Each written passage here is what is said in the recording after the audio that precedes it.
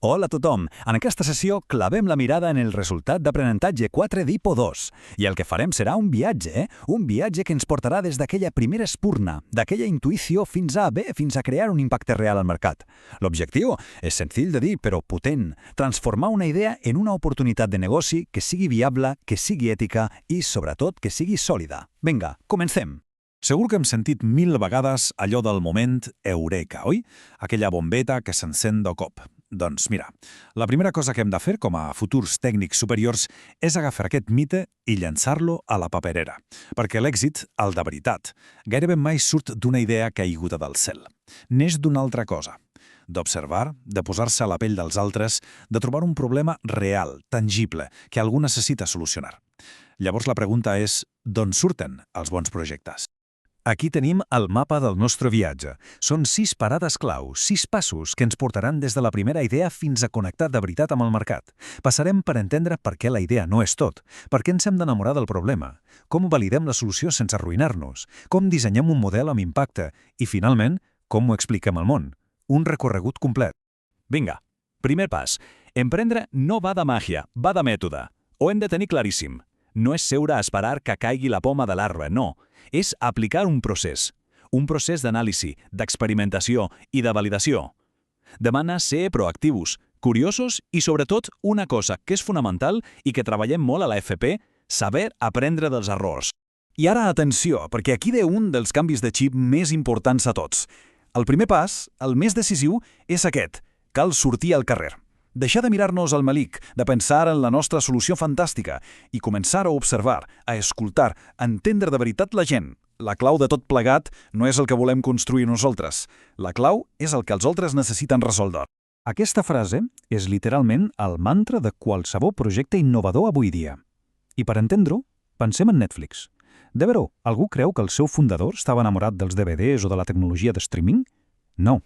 El que passava és que estava fart, però fart de veritat, de pagar recàrrecs al videoclub. Va trobar un pain point, un punt de dolor, una frustració compartida per milions de persones, i es va obsessionar amb això. L'oportunitat no era la tecnologia, era el problema. La gent odiava pagar multes. I com es fa això d'entendre el problema? Doncs no va d'intuïció, va d'eines.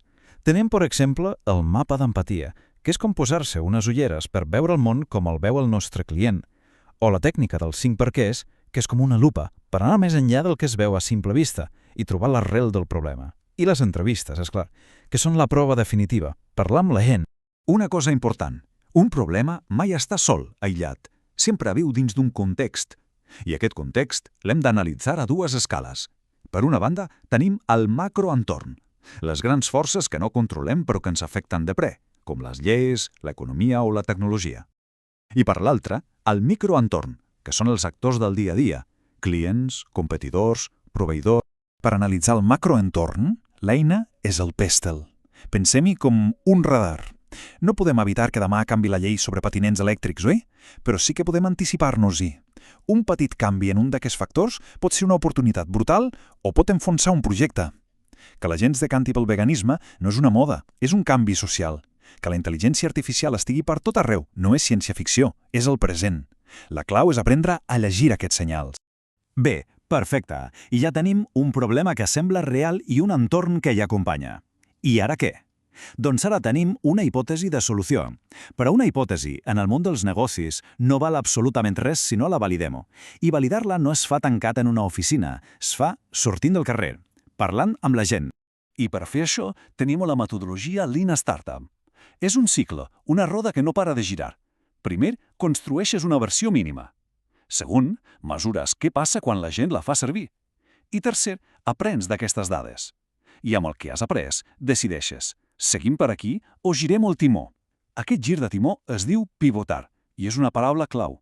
Pivotar no és fracassar, és aprendre. I com més ràpid i més barat ho fem, millor.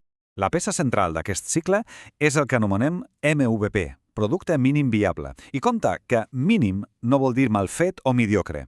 Vol dir construir només, i dic només, allò que necessitem per comprovar la nostra hipòtesi. L'exemple de Dropbox és brutal. Abans d'escriure una sola línia de codi, van fer un vídeo explicant què faria el seu producte. Mils de persones se van apuntar. Això és un MVP. L'objectiu és respondre a una única pregunta, però la més important de totes. Hi ha algú disposat a utilitzar això? I un MVP pot ser moltes coses, Pot ser un simple dibuix en un paper. Pot ser una maqueta on es pot clicar. Una landing page per veure quanta gent deixa el seu email. O un vídeo, com el de Dropbox. La idea és la mateixa. No estem construint el producte final. Estem construint una eina per aprendre, per aconseguir el que en diem l'encaix problema-solució. I això és el fonament de tot. Molt bé, ja tenim un problema validat i una solució que sembla que interessa. Fantàstic. Ara toca construir un model de negoci al voltant. Però, atenció, avui dia un negoci no pot ser només una màquina de fer diners, no n'hi ha prou. Ha de ser sostenible i ha de generar un impacte positiu. Aquestes són les noves regles del joc. I per dissenyar aquest model de negoci, l'eina estàndard, la que fa servir tothom, és el Business Model Canvas. Per què funciona tan bé? Perquè és supervisual. En una sola pàgina, en un sol cop d'ull, ens obliga a pensar i a respondre les preguntes clau. Com creem valor, com l'entreguem i com, finalment, el capturem. És el nostre mapa. I dins d'aquest mapa hi ha 4 blocs que són el cor, el motor de tot. La proposta de valor, què fem que ens fa especials? Els segments de clients, per a qui ho fem? Les fonts d'ingressos, com guanyarem diners? I l'estructura de costos, què ens costa fer-ho? Aquestes 4 peces han d'encaixar com un puzzle. Si una falla, tot el model trontolla. Però, com dèiem, avui no n'hi ha prou amb l'encaix econòmic i per aquest RA4 és un requisit clau. Hem de pensar en el triple impacte. Això vol dir que el nostre model de negoci ha de funcionar en 3 dimensions. Sí, ha de ser rentable econòmicament, però també ha de generar un impacte social positiu a la comunitat i, per descomptat, ha de ser sostenible des del punt de vista ambiental. Aquest és el repte. Aquesta idea ho canvia tot. Pensem en un exemple com Too Good To Go. Què fan? Utilitzen la tecnologia, una simple app, per connectar botigues i restaurants que tenen excedent de menjar amb gent que el vol comprar a bon preu. El resultat?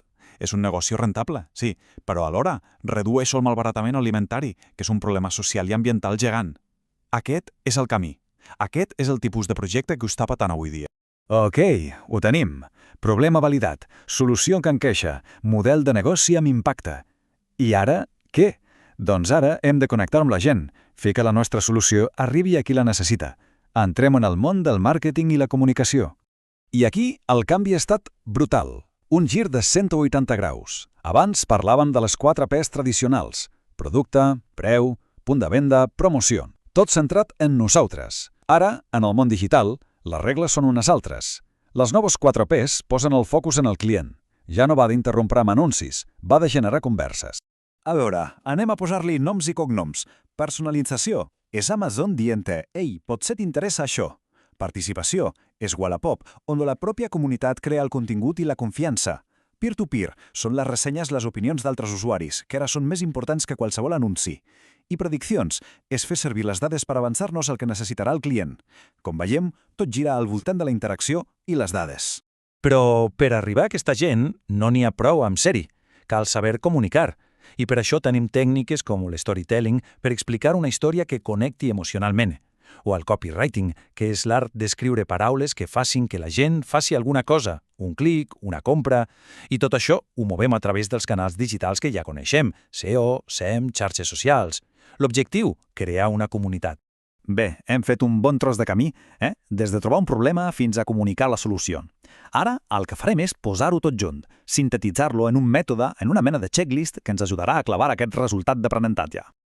En resum, per aprovar la R4 cal demostrar que es dominen aquests 4 grans passos. 1. Detectar un problema real, analitzant l'entorn. 2. Validar la solució, sortint al carrer i sense por a equivocar-se i pivotar. 3. Dissenyar un model de negoci amb el Canvas, que tingui impacte social i ambiental. I 4. Definir una estratègia de màrqueting digital que funcioni. Com veiem al principi, no és sort, és mètode. I ara, per acabar, una pregunta. Però aquesta no és per a l'examen, És per al futur. Les eines, la mentalitat, ja les tenim. El mètode ja el coneixem. Llavors, la pregunta de veritat és Quin problema real, un que ens motivi de veritat, podem començar a solucionar avui mateix? Endavant i molta sort amb aquesta validació.